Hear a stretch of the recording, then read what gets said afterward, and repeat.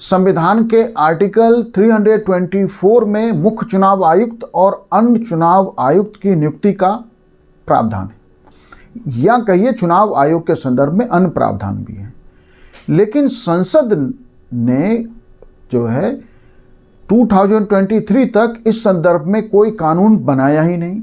तो चुनाव आयुक्त की नियुक्ति जो है कानून के अभाव में सरकार करती रही। मतलब प्रधानमंत्री ने जो नाम राष्ट्रपति को सुझाया चुनाव आयुक्तों के लिए, उसकी नियुक्ति चुनाव आयोग में कर दी गई।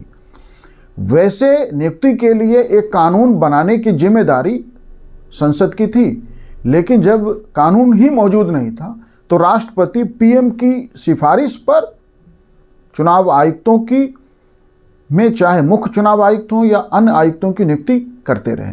लेकिन अभी जब ज्ञानेश कुमार को मुख्य चुनाव आयुक्त नियुक्त किया गया है, तो इस पर जबकि अब संसद का बना कानून उपलब्ध है जिसमें स्पष्ट रूप से कहा गया है कि जिसमें प्रधानमंत्री, कैबिनेट का कोई एक अन्य मंत्री और नेता विपक्ष से बनी समिति नियुक्ति करेगी।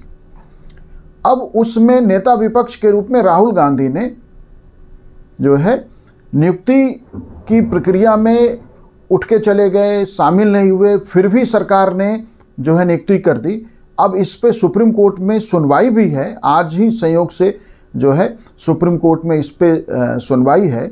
तो ये चुनाव आयुक्त और मुख्य चुनाव आयुक्त की नियुक्ति के संदर्भ में जो सारी बातें हैं, जो विवाद है, आइए हम समझते हैं। देखिए, भारत में चुनाव आयोग को लेके ये आरोप लगातार लगते रहे कि चुनाव आयोग जो है केंद्र सरकार के इशारे पर या केंद्र सरकार की एक एजेंसी के रूप में काम करती है, जबकि संविधान में चुनाव आयोग एक संवैधानिक संस्था है, एक ऐसी संवैधानिक संस्था है जिसे फ्री और फेयर इलेक्शन के लिए संविधान ने पर्याप्त अधिकार दिए हैं।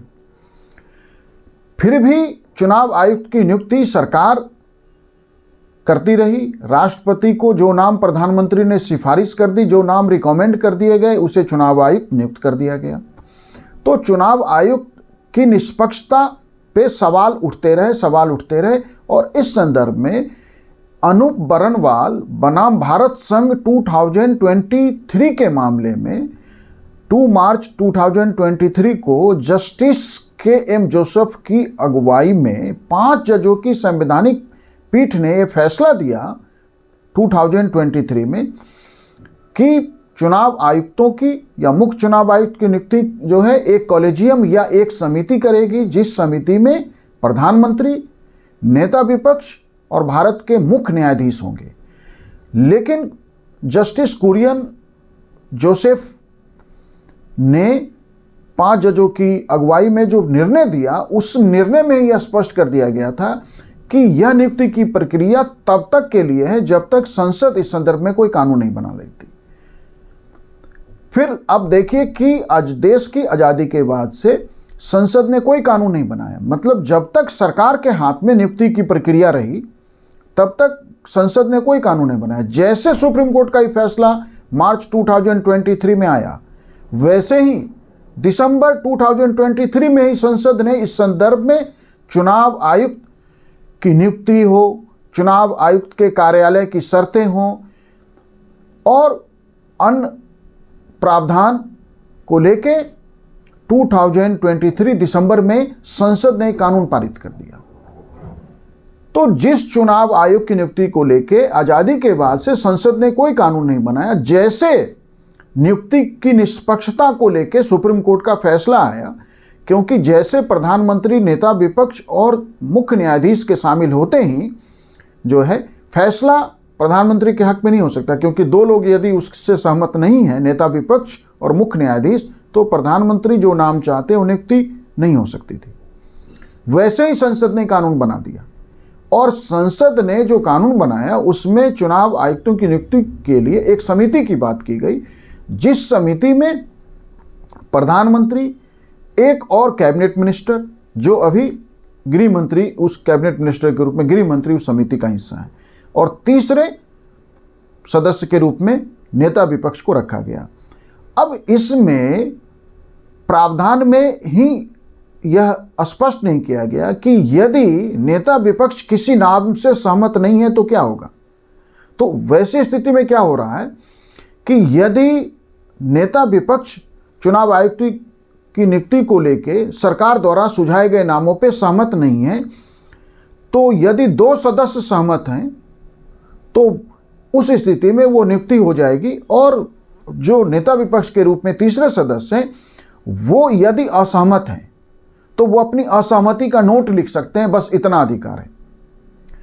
अब जब समिति में एक प्रधानमंत्री और एक कैबिनेट मिनिस्टर होगा और नेता विपक्ष की असहमति के बाद भी नियुक्ति कर दी जाएगी और वह सिर्फ अपनी असहमति का नोट लिख सकता है, तो फिर सुप्रीम कोर्ट के 5 जजों के बेंच के निर्णय का कोई अर्थ नहीं है, न इस समिति की जरूरत है। फिर तो वही स्थिति हो गई जो अब तक चली आ रही थी कि प्रधानमंत्री जिसे चाहे या सरकार जिसे चाहे वह चुनाव आयुक्त या मुख्य चुनाव आयुक्त नियुक्त हो सकता है।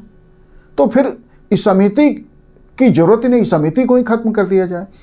इसीलिए जब ये फैसला को बदलने के लिए संसद ने कानून बनाया और समिति की जो जैसी व्यवस्था की जिसमें प्रधानमंत्री, एक कैबिनेट मिनिस्टर और नेता विपक्ष को रखा गया, वैसे ही जो है सरकार के संसद के बनाए इस कानून को लेके सुप्रीम कोर्ट में जो है इसे चुनौती दी गई और कई सारे याचिकाएं डाली गई। प्रशांत भूषण की ओर से जो है democratic association for democratic reforms ने भी याचिका डाली और उस याचिका पे 2024 में सुनवाई किसी भी कारण से टलती रही और संयोग से आज ही उसकी सुनवाई होनी है। अब जिसमें सुप्रीम कोर्ट को यह तय करना है कि क्या यह समिति की व्यवस्था चुनाव आयुक्त के निष्पक्ष नियुक्ति का माध्यम बन सकती है। क्या इस समिति की व्यवस्था में, जिसमें समिति का यदि 2 सदस्य किसी नाम पे सहमत है और 2 सदस्य सरकार के हैं, तीसरा असहमत है, तो वह सिर्फ अपनी असहमति का नोट लिख सकता है और नियुक्ति हो जाएगी। तो फिर नियुक्ति की यह व्यवस्था की प्रासंगिकता क्या, क्या कोई रिलेवेंस है इस नियुक्ति की व्यवस्था का? फिर तो इसका कोई रिलेवेंस नहीं है। अब यह कहना, जैसे हमारे उपराष्ट्रपति जिस तरह से संवैधानिक पद पर बैठे होने के बाद भी लगातार राजनीतिक बयान दे रहे हैं कि न्यायपालिका कार्यकारी मामलों में हस्तक्षेप न करे, तो न्यायपालिका कार्यकारी मामलों में हस्तक्षेप नहीं करे मतलब कि कार्यपालिका का जो इफेक्टिव कार्यकारिणी है वो प्रधानमंत्री और कैबिनेट होता है। तो फिर वो जो भी करते हैं देश में, न्यायपालिका को उसमें हस्तक्षेप नहीं करना चाहिए। मतलब कि फ्री और फेयर इलेक्शन पे सवाल उठता रहे, देश में चुनाव की निष्पक्षता पे सवाल उठता रहे, भारत में मुख्य चुनाव आयुक्त और अन्य आयुक्तों पे सवाल उठता रहे, लेकिन न्यायपालिका कोई हस्तक्षेप नहीं करे। तो हमारे उपराष्ट्रपति को लगातार ये राजनीतिक बयान से बचना चाहिए और वो एक संवैधानिक पद की गरिमा को लगातार कम कर रहे हैं। और सुप्रीम कोर्ट को यह निश्चित रूप से तय करना चाहिए कि यह समिति व्यवस्था का कोई रिलेवेंस नहीं है यदि नेता विपक्ष या उस समिति का एक सदस्य असहमत है, वो सिर्फ अपनी असहमति का नोट लिखेगा और 2 जिस नाम के समर्थन में उसकी नियुक्ति हो जाएगी। तो ये अपने आप में समिति व्यवस्था की फिर कोई जरूरत नहीं, इस समिति को खत्म कर दें।